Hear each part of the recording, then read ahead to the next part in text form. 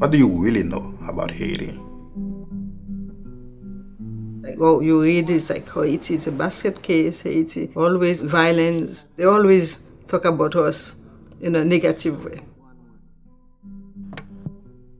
In 1804, we had the Haitian Revolution, where Haiti became the first black nation, the only nation founded as the result of slave revolution. Haiti was one of the rich countries in the hemisphere. We had gold, natural reserve.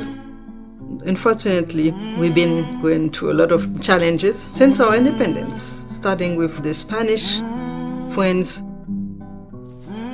Just to remember, Haiti have to pay reparation to France after the independence. And just imagine after much Haitians use their blood to get the independence.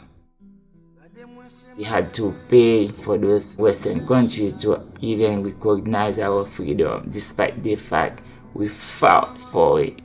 You know, we fought for it, we took it. After France, you have the US.